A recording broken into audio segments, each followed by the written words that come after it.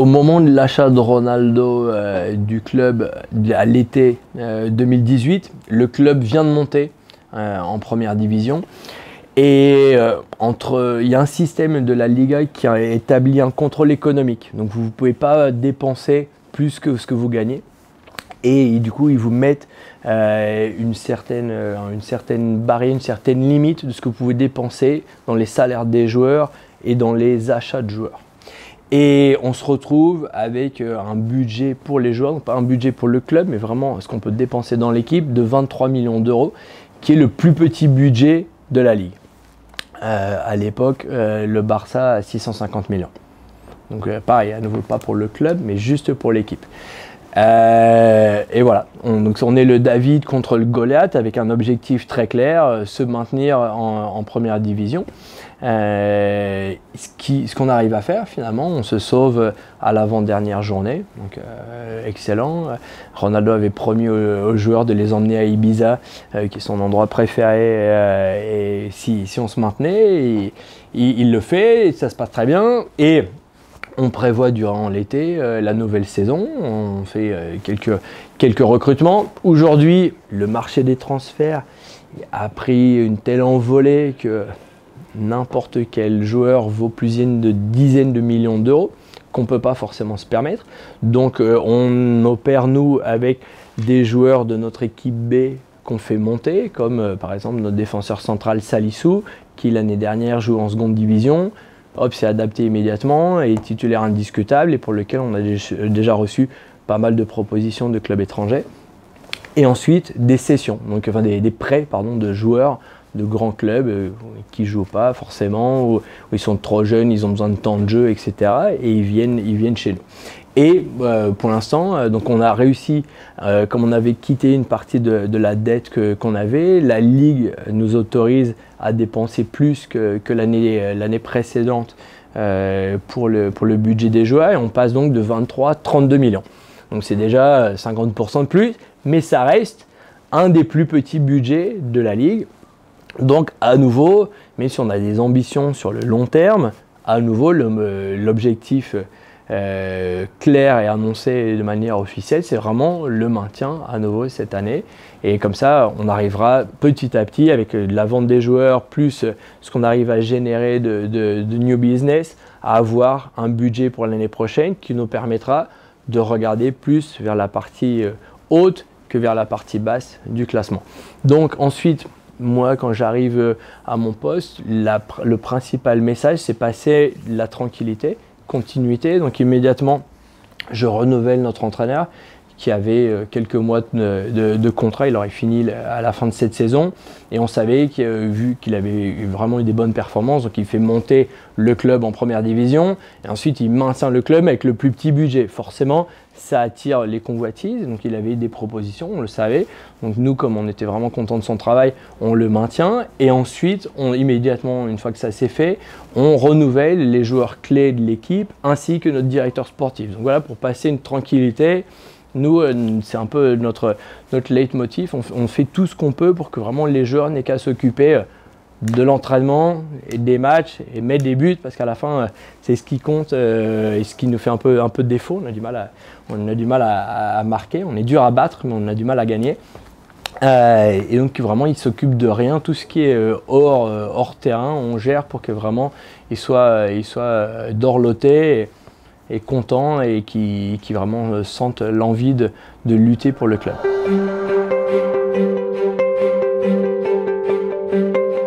Vous voyez, il y a des ventes qui sont effectuées aujourd'hui malgré le résultat collectif de l'équipe. Vous avez un joueur comme Raúl de Tomás, attaquant du Rayo Vallecano, qui descend en seconde division, qui est acheté par le Benfica pour quasiment 20 millions. Il se retrouve que finalement il ne joue pas. Et un joueur qui même nous intéressait en réalité pour l'avoir maintenant en prêt durant le marché d'hiver. Et il vient d'être acheté par l'Espagnol de Barcelone pour 20 millions plus 2 de bonus. Il joue 2 matchs et il met 2 buts pour l'instant. Et donc dans le marché, il y a quand même une certaine dissociation entre les résultats collectifs et la performance individuelle. Mais de toute façon, nous aujourd'hui, on ne peut pas miser plus que le maintien. Voilà. Et ça serait, bon, il faut quand même être lucide, on a déjà passé la moitié du championnat, il faut regarder un peu ce qu'on a fait juste à présent, il faut être ambitieux, mais en même temps, avec l'équipe aujourd'hui qu'on a, se maintenir un peu avant la dernière journée pour pas avoir besoin de passer à nouveau par une crise cardiaque, ça serait très bien. Mais voilà, et alors bien sûr, tout ce qui est à quelques places en plus, plus proche de l'Europa League, formidable. Mais pour l'instant, c'est pas l'objectif, quoi. Pas cette année.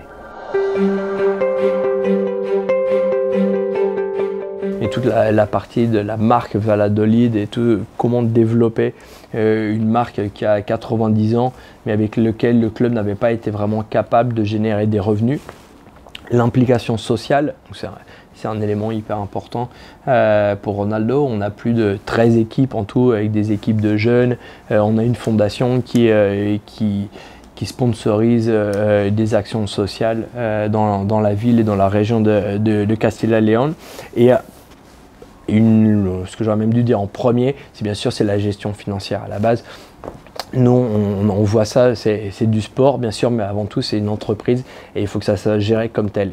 Et c'est peut-être un peu innovant dans un club qui autrefois avait marché d'une manière un peu peut-être plus amateur au niveau de la gestion. Donc ça veut dire engager des gens du marché, des gens compétents, établir des objectifs très concrets, établir des process et s'y suivre, faire du follow-up en permanence, des réunions et les résultats on les voit immédiatement, quoi. Il n'y a pas photo. Et ensuite un élément qui est hyper important pour nous, c'est acquérir du patrimoine. Aujourd'hui le club n'a rien au niveau patrimoine, le stade il appartient à la ville, on le loue, c'est un modèle de business intéressant dans le sens où la location est pas chère, mais le stade maintenant qui a été créé en 1982 pour la Coupe du Monde, la France a joué 2 fois ici d'ailleurs dans la Coupe du Monde. Le stade a besoin vraiment d'être rénové et modernisé et la mairie n'est pas vraiment disposée à mettre des sous et nous ça nous gêne un peu de mettre beaucoup d'argent dans une unité qui ne nous appartiendra pas au futur. C'est un peu quand vous louez un appartement, vous mettez un peu de peinture, mettez des tableaux au mur, mais vous ne faites pas complètement des travaux si vous n'êtes pas sûr qu'ensuite votre propriétaire il va vous les rembourser. Et du coup, en fait, on en pourparlers avec la mairie pour acheter le stade. Donc c'est quelque chose qui est en pourparlers depuis longtemps. On attend un peu les résultats. Ça devrait sortir dans quelques semaines et après voir si on arrive à se mettre d'accord sur le prix, sur les échéances de paiement, etc. Mais c'est quelque chose qui nous intéresse. Mais en réalité, le business le plus important au niveau du patrimoine, c'est le centre d'entraînement. Donc on a vraiment une vision claire, ça revient sur le point que j'ai abordé avant. On aura vraiment du mal aujourd'hui à être compétitif sur le marché des transferts parce que ça a pris des valeurs telles que nous on n'a pas les ressources aujourd'hui pour être actifs sur ce marché. Donc il faut qu'on révèle des joueurs en permanence. Il faut que nos catégories de jeunes soit une source de talent qu'on arrive à utiliser ou chez nous dans nos premières équipes ou à prêter en seconde division ou à vendre en seconde division ou vendre à l'étranger. Et pour ça, il nous faut une infrastructure digne qu'on n'a pas aujourd'hui. Donc on a un centre d'entraînement qui est juste à côté du stade avec 3 terrains, un terrain en herbe naturelle et 2 en synthétique et c'est pas digne d'un club de première division qui a autant d'équipes, même l'équipe première utilise cette infrastructure, c'est pas bien.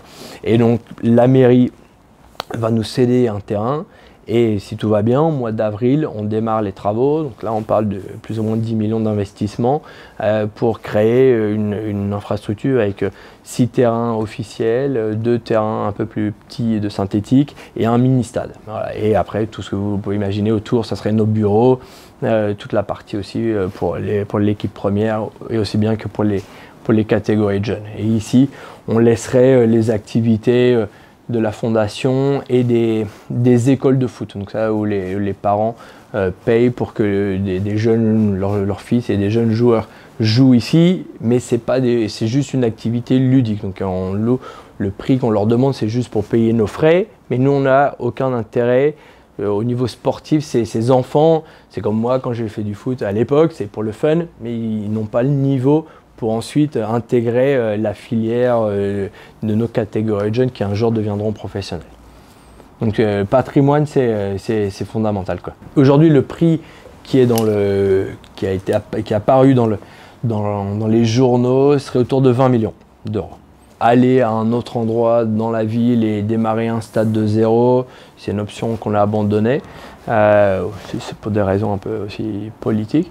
Et l'achat est vraiment une possibilité. Et en gros, le prix en soi, c'est relatif, tout dépend des échéances. Si vous me faites 20 millions sur 2 ans, c'est quelque chose. Si vous me faites 20 millions sur 50 ans, c'en est une autre. Donc, avant de débattre sur le prix, et nous on a une méthodologie, on considère que l'amortissement du stade est différente de la méthodologie que la mairie a utilisée. Donc on arrive à un autre résultat, mais avant de débattre vraiment sur ça, il y a aussi tout le débat sur les échéances des paiements et la durée sur laquelle on sera capable de payer éventuellement cet achat. Le match day, cette année, on a le record d'abonnés, donc on a 22 000 abonnés, ce qui est très bien. En plus, on facilite l'échange des billets des abonnés, donc il y a certains clubs qui veulent revendre le billet d'un abonné pour que l'abonné gagne de l'argent, mais aussi le club, et c'est un mécanisme assez compliqué. Nous, on considère que la place en soi a déjà été vendue. On ne veut pas gagner d'argent 2 fois sur la place, mais par contre, on veut qu'elle soit occupée. Donc pour nous, du moment que c'est dans la même catégorie d'âge, que ce soit Monsieur X qui lui avait payé ou que ce soit son voisin, et ça nous est égal. Au contraire, si son voisin il n'avait jamais eu l'opportunité de venir au stade, et ben c'est très bien. Peut-être que l'année prochaine, lui même sera abonné, il va connaître, il va dépenser, il va aller à la boutique, il va aller au bar. Donc on essaie de vraiment faciliter ça. Ça s'est très bien passé. On a une moyenne de 20 000 personnes depuis le début de la saison au stade. On a fait durant cet été un partenariat avec Aramark, qui est la plus grosse entreprise de catering. C'est une entreprise américaine d'origine qui s'occupe de tout le catering et les bars du FC Barcelone, Real Madrid, Espagnol, Athletic Bilbao. Et donc nous, les bars étaient vraiment dans un piteux état. C'était une concession, on a arrêté la concession et eux ils sont venus, ils ont vraiment fait un gros investissement durant cet été où ils ont réformé complètement tous les bars du stade, plus d'une dizaine. Et c'est eux qui gèrent toute la partie food and beverage du club, en plus en faisant des produits frais, de qualité, un hamburger avec de l'agneau, qui est un des produits typiques de Valladolid. Donc ça a vraiment bien marché. On a fait durant cet été un changement radical au niveau du positionnement d'image en changeant de sponsor maillot. Donc on est passé de l'entreprise danoise Hummel à Adidas. Ça nous positionne immédiatement d'une manière différente. On est très content au niveau de la qualité du produit, l'impact que ça a eu et les résultats au niveau des ventes de merchandising. Et ce qu'on avait démarré l'année dernière justement contre le Real Madrid, quand il restait, si je ne me trompe pas, 10 matchs de la saison, on a organisé une fan zone. Et en fait, maintenant c'est 2 fan zones, donc on a un parking assez grand à côté du stade. 3 heures avant, on ouvre les portes de cette fan zone qui est composée d'un concert, des bars tout le long de la salle de concert et des activations de sponsors. Donc ça permet aux sponsors d'organiser des jeux, etc. On ne les autorise pas à faire de la vente. Il faut que ça soit quelque chose de fun pour nos supporters. Et nous, ça nous permet que nos supporters ils viennent 2-3 heures avant au niveau du stade, qui consomment, qui s'amusent, qui soient plus près de notre marque Et ça nous a aidé aussi au niveau logistique parce qu'avant, comme il fait froid ici, il n'y avait aucune activité, tout le monde arrivait en même temps, donc ça a créé des embouteillages et au niveau des entrées dans le stade, ça crée aussi forcément à un moment des difficultés avec des queues, etc. Alors que là, les gens arrivent et nous, on fait des annonces pour que 40 minutes avant, petit à petit, ils se dirigent vers leur place. Et du coup, ça se passe très bien. Et ça, c'est un énorme succès. C'est plus ou moins une moyenne de 8000 personnes qui passent durant les 3 heures avant à la fan zone, qui consomment, qui s'amusent. Et on a créé une fan zone pour les enfants, kids, juste en face du stade, profitant du centre d'entraînement qu'on a avec un terrain synthétique. Et là, on monte des jeux gonflables, des slaloms, des activités pour les enfants. Et comme il y a un bar juste à côté, les parents restent à consommer pendant que leurs enfants sont occupés avec nos moniteurs, nos volontaires, etc. Donc ça a motivé vraiment les gens. Et des fois, peut-être, je ne dis pas que c'est ça qui fait que la personne vienne au stade, mais s'il était peut-être en doute, il fait un peu froid, et ben peut-être que c'est un élément, il dit bah allez, en plus du match, il y a aussi la fan zone et du coup il passe un bon moment, même si le résultat n'est pas forcément positif à la fin. C'est un peu le concept américain où vraiment avec le tailgate, les gens arrivent avant. J'ai toujours un exemple où j'étais allé voir un match du Miami Heat et j'ai pris une photo que j'utilisais des fois dans des conférences à la fin du match en disant bon, vous pensez que les Miami Heat, l'équipe locale a gagné ou a perdu? Et tout le monde dit bah, ils ont gagné, parce que bien sûr tous les gens ils étaient super contents, les enfants sur les épaules des parents avec des courses de partout et tout le monde heureux. Et en fait ils avaient perdu de 22 points.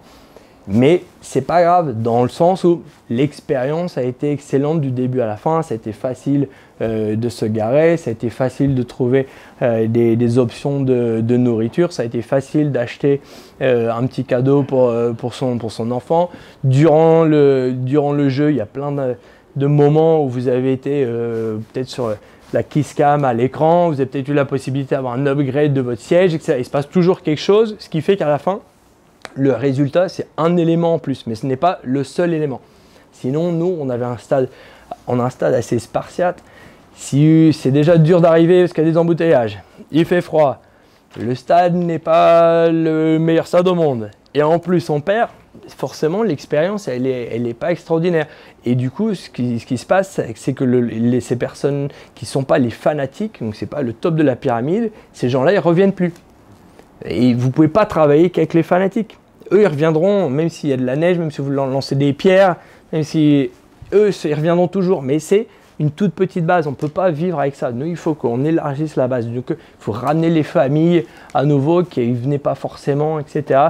Du coup, par exemple, aussi, on a interdit la cigarette, qui ici, c'est quelque chose d'assez populaire. Donc, les gens fumaient dans le stade. Et ça aussi, c'est quelque chose qui freinait les familles. Ce n'est pas forcément une décision populaire, parce que ceux qui fument ne l'acceptent pas de manière assez facile, mais toujours est-il que on a fait aussi des sondages et les résultats sont vraiment positifs sur ce genre de décision.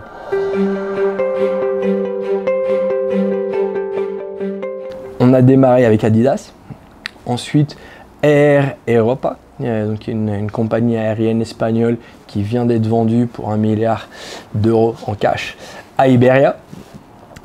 Ensuite, on a signé avec Patatas Melendez, qui est une énorme entreprise de pommes de terre. C'est pas sexy, mais c'est une énorme boîte. Et ce qu'ils font, c'est vraiment extraordinaire au niveau industriel.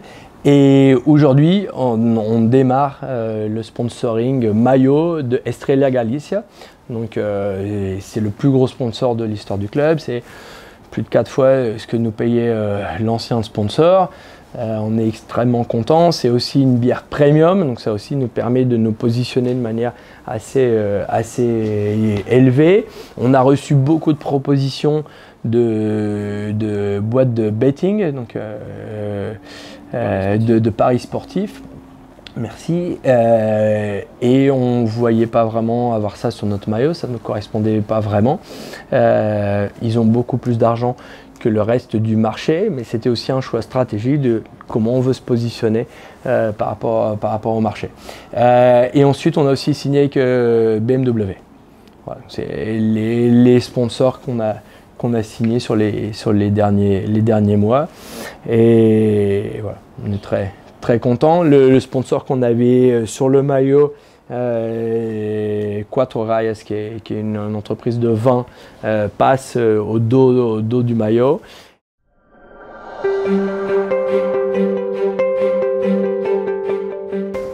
Il faut être présent. C'est une question de présence, aussi bien au niveau physique qu'aujourd'hui sur toutes les plateformes digitales. Donc aussi bien notre président que nos porte-paroles ont essayé de participer de tous les congrès de marketing sportif que vous pouvez imaginer. Ont voyagé le monde entier, sont allés au Madison Square Garden pour donner le maillot du Valladolid aux joueurs, sont allés en Inde, qui est un marché extrêmement stratégique pour la Liga, pour expliquer le projet Valladolid. Vraiment un roadshow sur les derniers mois assez intense. Et ensuite, on a encore pas mal de travail sur ce côté-là, mais aussi améliorer complètement notre communication au niveau digital. Avec vraiment un community manager avec son équipe qui en permanence suivent l'actualité et essaient de trouver un ton. On ne se prend pas trop au sérieux, mais on n'est pas non plus hilarant, mais on essaie de se positionner d'une manière un peu différente et voilà, en permanence à donner des news et du contenu que les médias traditionnels ne donnent pas, puisque nous on a la chance d'avoir accès à nos joueurs en permanence dans des situations différentes et donc créer un peu du contenu, des backstage que les journalistes ne peuvent pas publier.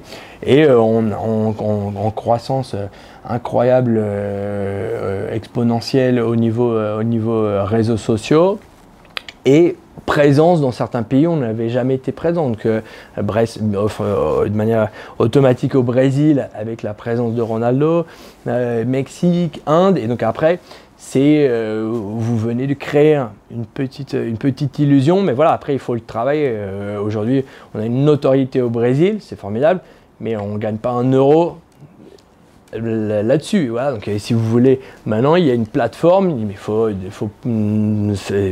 s'organiser pour travailler d'une manière ou d'une autre, organiser des camps de football, à ouvrir une boutique au Brésil, comme par exemple le Betis l'a fait au Mexique parce qu'ils ont un joueur mexicain. Bon, après, voilà, il y a plusieurs formules à analyser, mais voilà, aujourd'hui, le premier pas, c'était de créer un peu de notoriété. Tout le monde sait qui est le Real Madrid immédiatement, même ma mère. Tout le monde ne savait pas forcément qui est le Real Valladolid. Donc avant de vous penser à faire du business, il faut déjà créer un peu qui vous êtes, comment vous êtes positionné, qui je suis. Ah, d'accord, les gens commencent à associer Valladolid, la Liga, Ronaldo, un projet moderne, ils ont l'air d'aller pas mal. Et petit à petit, ça génère de l'intérêt, aussi bien des supporters que des sponsors ou partenaires institutionnels. Du coup, on vient d'ouvrir une plateforme sur Amazon, pour l'instant Amazon Espagne, pour vendre en ligne. Ça se passe très bien. Et l'idée, c'est déjà à court terme d'aller de amazon.es à amazon.com.br, .com, .fr, etc.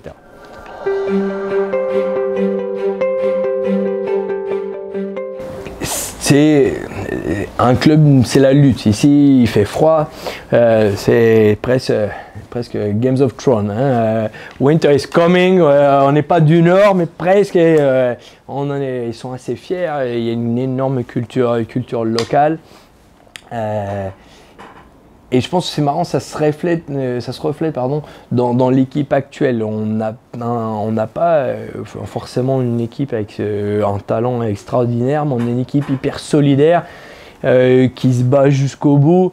On a 6 défaites pour l'instant sur tout le championnat. Il n'y a pas beaucoup d'équipes qui en ont moins.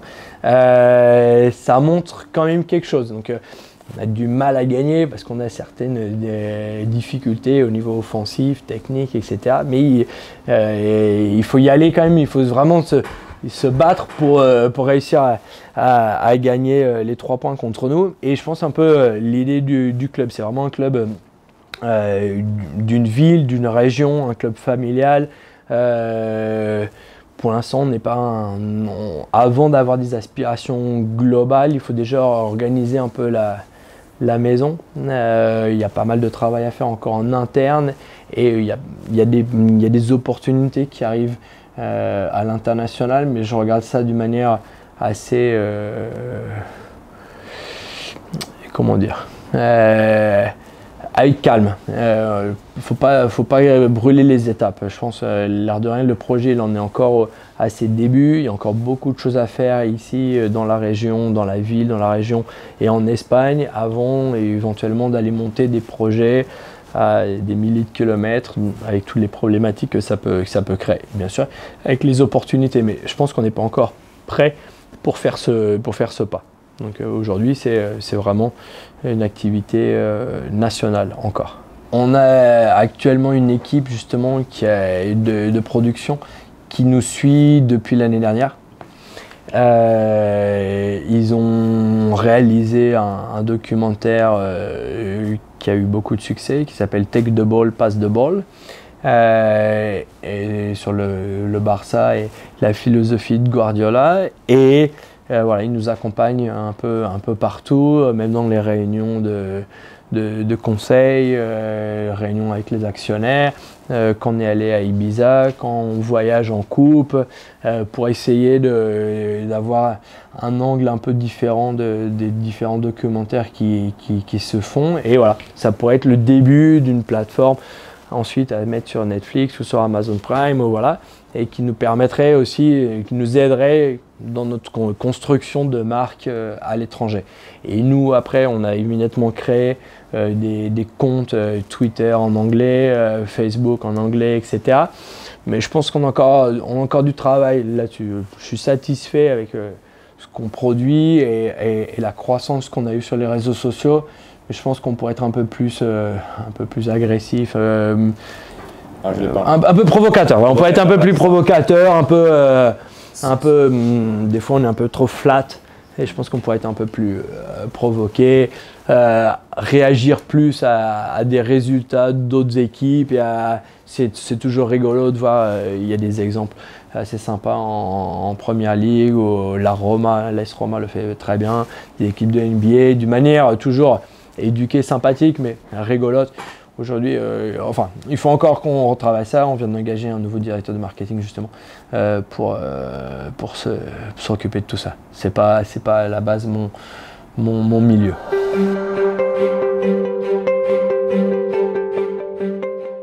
Il est omniprésent, donc les gens ne le savent pas forcément, mais il habite en Espagne, donc, et c'est Madrid, sa ville, sa base, son headquarter. C'est pour ça qu'on a des bureaux à Madrid aussi, d'ailleurs pas très loin de là où il habite, des bureaux qui nous ont permis d'obtenir des sponsors, parce que les gros sponsors, leur siège est souvent à Barcelone ou à Madrid.